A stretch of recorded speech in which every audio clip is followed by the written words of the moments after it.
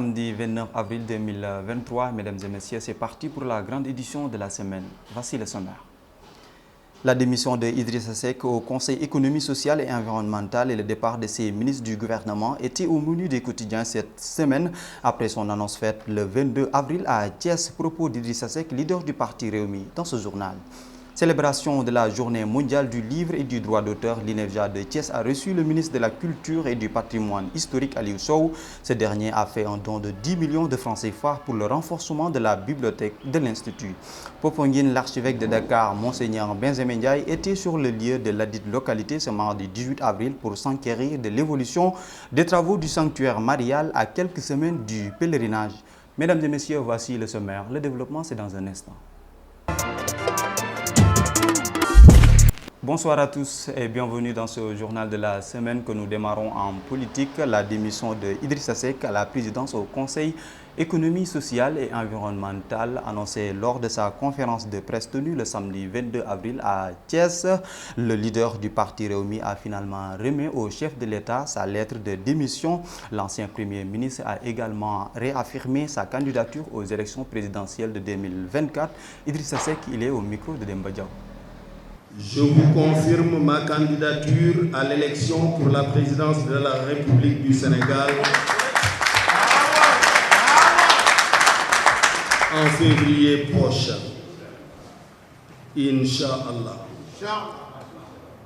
En vue d'apaiser les tensions politiques et dans une démarche de clarification, je vous informe également que dès lundi, je remettrai à Monsieur le Président de la République ma lettre de démission comme président du Conseil économique, social et environnemental.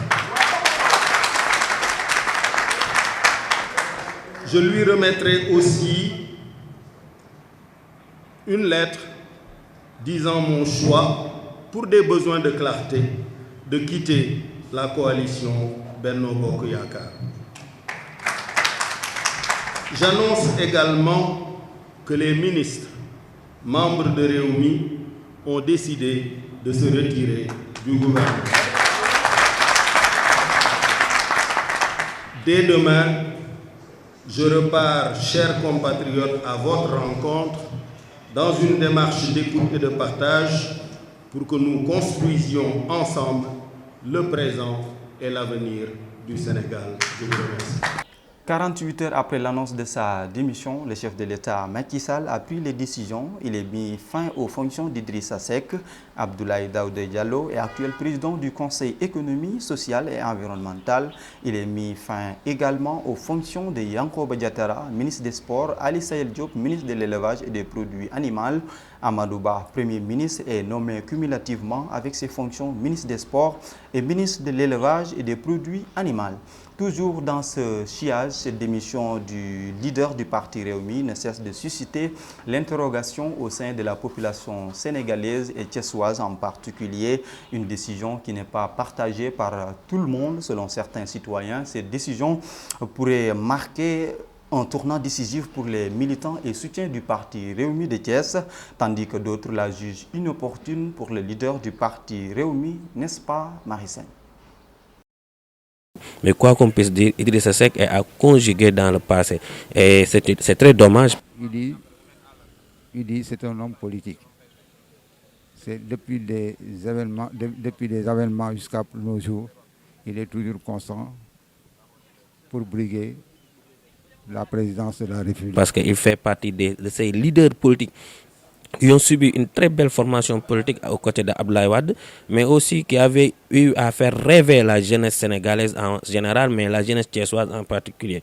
Cette forme d'achèvement de son carrière politique n'est que ruine de sa propre personne. Son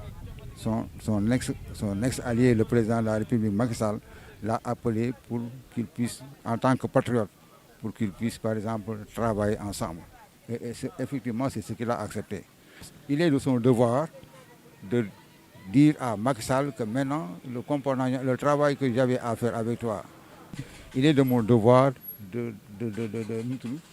de continuer mon ambition. C'est-à-dire... Je ne partage pas l'idée qu'il quitte la grande coalition ou bien l'appareil étatique parce qu'il a eu à faire d'énormes réalisations au niveau du ministère des Sports et personnellement je lance un appel en lui disant qu'il doit rester au niveau du ministère des Sports, accompagner le président de la République à réaliser d'autres rêves et que ça sera bénéfique à la population sénégalaise. À Popenguine, les travaux de construction du nouveau sanctuaire marial vont bon train d'une capacité de 17 000 places assises selon l'ingénieur en charge du projet. Les travaux suivent leur cours. L'archevêque de Dakar, Monseigneur Benjamin Ndiaye, en visite au chantier, s'est réjoui de l'avancement à quelques semaines du pèlerinage. Compte rendu Mohamed Lamine Ndiaye. Sur le chantier, des coups de marteau et autres bruits de machines résonnent.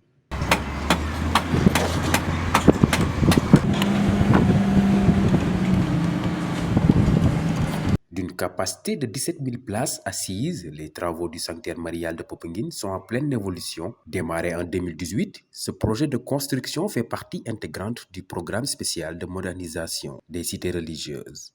Au total, les 2 tranches qu'on est en train de finir, donc il y a 17 000 places assises. Donc à terme, le sanctuaire en fait comptera 4 tranches sur lesquelles il y a aussi d'autres tribunes ou bien d'autres espaces assis qui seront construits derrière. Et aujourd'hui, je pense que nous sommes dans la phase de finition où il y a quand même un léger retard. Mais comme vous le savez, comme c'est une structure mixte, un peu une partie en béton et une partie en métal, donc la charpente, comme vous le voyez, ce n'est pas une petite charpente. En visite sur le site pour constater l'avancement des travaux, l'archevêque de Dakar, Monseigneur Benjamin Ndiaye, se dit satisfait. Je me rends compte quand même qu'il y a une très belle évolution depuis ma dernière visite. Mais le défi évidemment reste pour nous maintenant le prochain pèlerinage qui va avoir lieu ici en fin mai. L'évolution notée montre qu'un pèlerinage est certainement possible ici, dans un chantier qui sera dégagé pour permettre aux fidèles de venir prier. Ce qu'on peut espérer, c'est qu'à l'achèvement du projet, nous puissions vraiment faire une cérémonie de consécration du sanctuaire le moment venu. En dehors du sanctuaire, un lieu de résidence est prévu pour les hôtes de marque et une salle de conférence qui accueillera les cérémonies officielles. À Thiès, les enjeux sur le foncier ont réuni une vingtaine de présidents de coopératives. Ils alertent sur la prolifération d'arnaqueurs dans la cité du Rail. Selon eux, la réussite du programme des 100 000 logements repose sur l'inclusion des coopératives d'habitat. Plus de détails avec Mohamed Lamine Ndiaye. Le foncier au Sénégal, tant en milieu urbain ou rural, est fortement convoité par différents acteurs. Toutefois, il est constaté la prolifération de vendeurs d'illusions autour de l'habitat qui dépouillent en passant leurs concitoyens, alerte ce professionnel. Le foncier, on n'a pas... D'abord, il y a une règle qui est là, mais il est tellement facile de dire que je suis opérateur foncier, mais ce qui est difficile, c'est d'être en règle. Les services techniques sont là.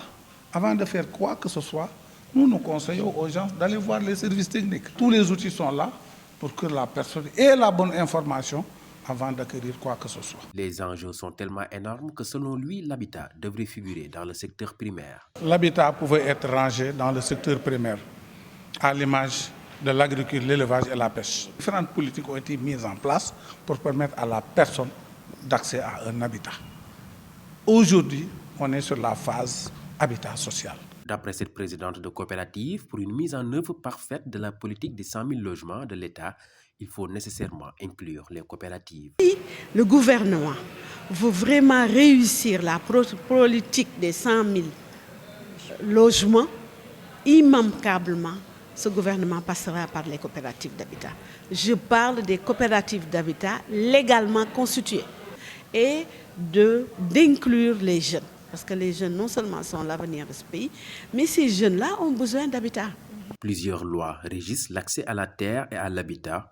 Cependant, le manque d'informations pousse les Sénégalais à acquérir des terrains sans passer par la procédure légale. La journée mondiale du livre et du droit d'auteur a été célébrée à Thiès, à l'Institut national d'éducation et de formation des jeunes aveugles, INEFJA, avec le ministre de la Culture et du patrimoine historique Aliou Sow. Il a fait l'annonce d'un octroi de bourse mensuelle de 10 pensionnaires de l'Institut. Par ailleurs, un don de livres a été offert aux jeunes aveugles et une bibliothèque d'une valeur de 10 millions de francs CFA. Propos recueillis Gustave Emmanuel Faye. C'est avec un brin d'émotion que je reviens au niveau de cet institut pour y avoir été, il y a de cela, presque une vingtaine d'années en tant que ministre de la Jeunesse, pour présider la cérémonie officielle de la Journée mondiale du livre et du droit d'auteur en ma qualité de ministre de la Culture et du Patrimoine historique en charge du livre et de la lecture. Comme vous le savez, dans sa résolution numéro 28C, 3/18 du 15 novembre 1995, l'UNESCO a proclamé le 23 avril de chaque année Journée mondiale du livre et du droit d'auteur. C'est dans ce contexte qu'il faut situer la manifestation qui nous réunit ce matin pour susciter partout au Sénégal des activités spécifiques destinées à la promotion du livre, de la lecture et du droit d'auteur. Monsieur le directeur, votre adhésion à ce projet de célébration, ici même, suffit à souligner tout le respect que vous accordez aux prouesses de la bibliothèque. De là découle notre souhait d'accompagner les autorités de l'Institut à renforcer les collections documentaires d'une bibliothèque digne de ce nom et qui offrira à nos chers pensionnaires un meilleur accès à la culture. Et c'est pourquoi une contribution globale de 10 millions de francs CFA sera mise à la disposition avec l'espoir de participer ainsi au renforcement de la bibliothèque. Les 5 meilleures filles, les 5 meilleurs garçons, chacun aura une bourse mensuelle de 25 000 francs pendant toute l'année. Voilà, c'est tout pour cette semaine, mesdames et messieurs. Merci d'avoir suivi l'information sur Ici Live TV. Restez fidèles aux autres programmes de la chaîne. Merci pour votre confiance et votre fidélité. Bonsoir.